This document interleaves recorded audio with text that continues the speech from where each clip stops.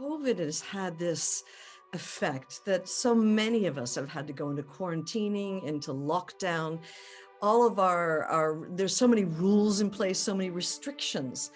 And this containment, this feeling like we're helpless, there's no more control anywhere in our life, that we don't know what's going to happen from moment to moment.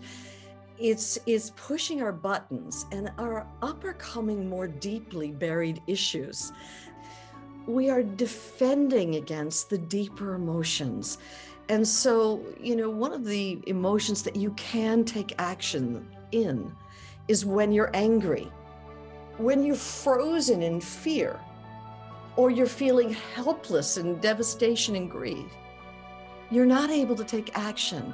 And so all of us have learned that anger is one, emotion that you can feel that can put you into action. And it serves as a defense where you're blocking out other emotions and blocking other people out.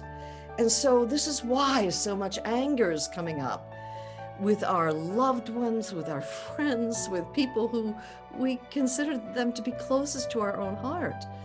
And so what is actually happening is that life is triggering us, and these deeper emotional issues that have been buried, tucked away, are coming up, and then we're reacting and defending against life.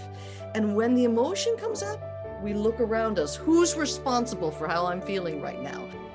Well, if the issue coming up is anger, aggression, hostility, frustration, anything from the anger family, in that moment, internally, that, it starts to come up, I would say to myself, just stop and breathe.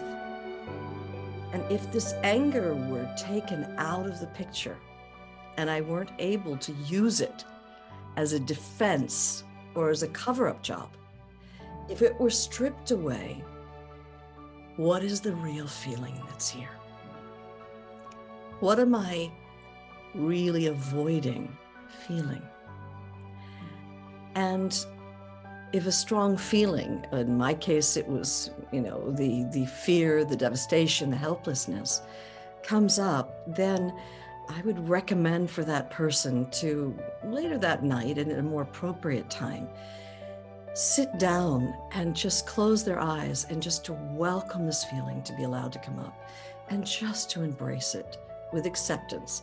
You don't have to have a story to explain it. There's no analysis needed. Just to embrace the emotion.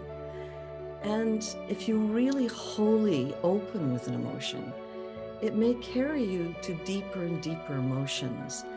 And eventually, as all emotions are really the gateway to our soul, it may carry you right in to the love, the peace, the stillness that is in the core, the essence of all of us.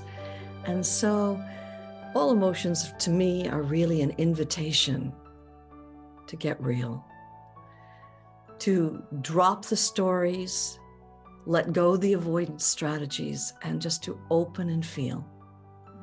And in the welcoming of emotion, so often it will carry you deeper and deeper until finally you end up into the peace that has always been there.